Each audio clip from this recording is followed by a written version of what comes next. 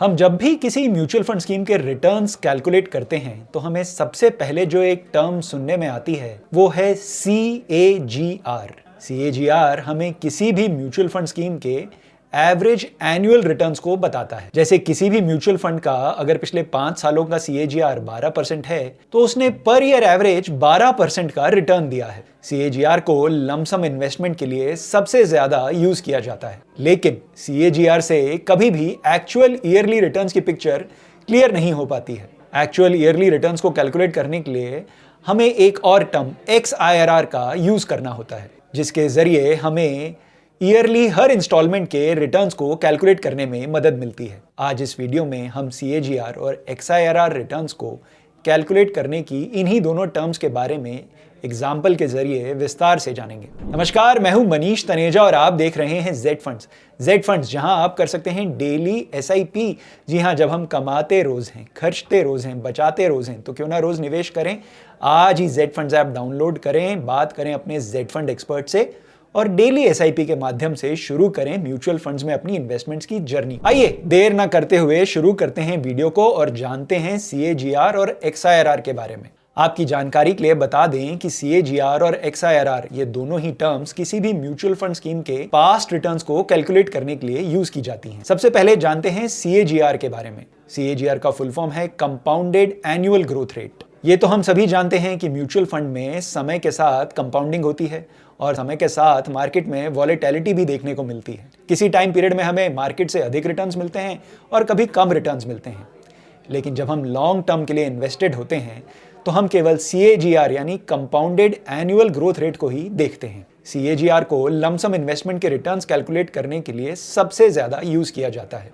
जब हम लमसम यानी एक मुश्त निवेश करते हैं तो हम CAGR का यूज इसलिए करते हैं क्योंकि हमें एक निश्चित अमाउंट पर पूरे साल के कंपाउंडिंग रिटर्न्स कैलकुलेट करने होते हैं। आइए जानते हैं कि CAGR को कैलकुलेट कैसे किया जाए। इसको कैलकुलेट करने के लिए एक फॉर्मूला यूज किया जाता है। इस फॉर्मूले को आप स्क्रीन पर देख सकते हैं। ये फॉर्मूला है ending value divided by beginning value raise to the power 1 divided by number of years -1। इस फॉर्मूले को डिटेल में हमने इस वीडियो के डिस्क्रिप्शन में समझाया है। समझने के लिए एक बार अपने जेड फंड एक्सपर्ट से जरूर बात करें। डाउनलोड करें जेड फंड्स ऐप। इस फॉर्मूले से हम आसानी से किसी भी इन्वेस्टमेंट के CAGR रिटर्न्स कैलकुलेट कर सकते हैं। आप जब भी CAGR कैलकुलेट करते हैं तो आपको मार्केट में वॉलेटिलिटी की सही जानकारी नहीं मिलती है। CAGR रिटर्न्स को देखकर आपको लगता है हमारे म्यूचुअल फंड इन्वेस्टमेंट पर एक सीधी रेखा से ग्रोथ हुई है, जबकि ये पूरी तरह से सच नहीं है।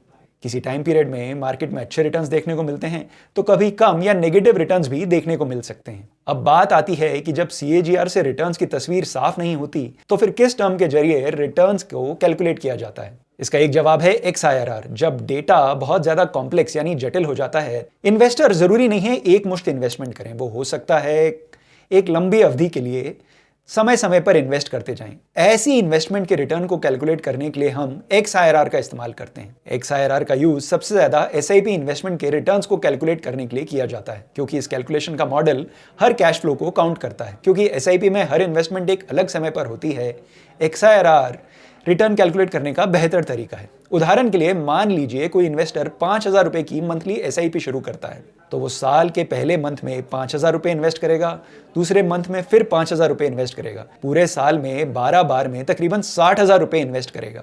अगर हम इस कैलकुलेशन के लिए CAGR का यूज करेंगे तो कैलकुलेशन ठीक नहीं होगी, इसलिए हम XIRR का यूज करते हैं। XIRR का फुल फॉर्म है extended internal rate of return, क्योंकि पहले साल के लिए 60,000 रुपए के पूरे अमाउंट पर रिटर्न्स कैलकुलेट नहीं होंगे। भला क्यों?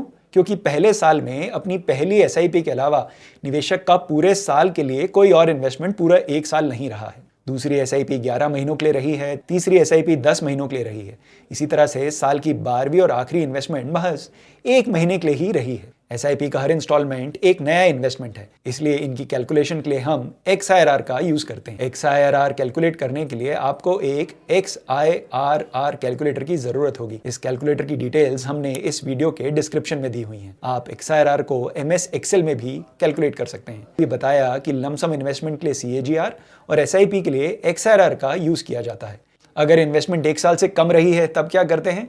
तब हम इन्वेस्टमेंट का एब्सोल्यूट रिटर्न देखते हैं। एब्सोल्यूट रिटर्न यानी टोटल रिटर्न्स का मतलब है कि आपने अपने इन्वेस्टमेंट पर कितना गेन और कितना लॉस किया है। आइए CAGR और XIRR को एक उदाहरण से समझते हैं। मान लीजिए एक इन्वेस्टर हैं जिन्होंने एक XYZ म्यूचुअल फंड में 5 जनवरी 2020 को 26.7 रुपीस की NAV पर 1 लाख रुपए का लमसम इन्वेस्टमेंट किया है। इस इन्वेस्टमेंट पे तकरीबन उन्हें 3745 यूनिट्स मिली। 5 साल बाद 3 जनवरी 2025 को इस म्यूचुअल फंड स्कीम की NAV बढ़कर हो जाती है 113.3 113.3। तो इन्वेस्टर्स का 1 लाख रुपया जो इन्वेस्ट हुआ था वो अमाउंट बढ़कर हो गया 4,24,344 रुपए, लगभग 4.25 लाख रुपए। इन्वेस्टर्स को अपनी 1 लाख की इन्वेस्टमेंट पर पिछले 5 सालों में सालाना 33.52% का CAGR रिटर्न मिला है। लेकिन ये पिछले 5 सालों का एवरेज रिटर्न नहीं है। जरूरी नहीं है कि इन्वेस्टर्स को हर साल 33.52% का रिटर्न ही मिला हो, क्योंकि मार्केट वॉलेटाइल होती है, किसी साल ऊपर किसी साल ये नीचे होती है। तो ये तो हुआ लमसम इन्वेस्टमेंट के CAGR कैलकुलेशन का एग्जांपल। आइए अब देखते हैं SIP रिटर्न्स की कैलकुलेशन के लिए XIRR के एग्जांपल को। मान लीजिए सेम इन्वेस्टर ने 5,000 रुपए की मंथली SIP की है इसी म्यूचुअल फंड स्कीम में, जो वो पिछले 5 साल से चला रहे हैं। यानी हर 5,000 रुपए की इन्वेस्टमेंट एक फ्रेश इन्वेस्टमेंट है। 5 साल बाद उसका इन्वेस्टेड अमाउंट होता है 3 लाख रुपए और इसकी टोटल इन्वेस्टमेंट वैल्यू होती है 4,17,659 रुपए। ये वैल्यू क्यों बदली? क्योंकि इन पिछले 5 सालों में बाजार में उतार चढ़ाव रहा और क्योंकि SIP के माध्यम से इन्वेस्टमेंट हो रही थी तो इन्वेस्टर की रुपी कॉस्ट एवरेजिंग हो गई। जी हाँ, SIP के माध्यम से इन्वेस्टर्स की जो एवरेज NAV परचेज है वो फर्स्ट NAV परचेज से कम हो गई। अगर हम इस इन्वेस्टमेंट का XIRR कैलकुलेट करें तो इन्वेस्टर्स को 41.41% का सालाना रिटर्न मिला है, क्योंकि XIRR में हम हर कैश फ्लो को इंडिविजुअली लेते हैं। तो लमसम इन्वेस्टर को रिटर्न मिला 33.52% का और SIP इन्वेस्टर्स को, क्योंकि उनकी रुपी कॉस्ट एवरेजिंग हुई, रिटर्न मिला 41.41% का। अगर आपके मन में अभी भी कोई डाउट है तो कमेंट सेक्शन में अपना कमेंट जरूर छोड़ें। अपने जेड फंड एक्सपर्ट से बात करें, जानें क्या है आपके लिए सही इन्वेस्टमेंट ऑप्शन और कैसे कैलकुलेट किया जाए उस इन्वेस्टमेंट पे रिटर्न को। जेड फंड्स, जहां है आपकी इन्वेस्टमेंट सही और आसान। Mutual fund investments are subject to market risks. Read all scheme related documents carefully.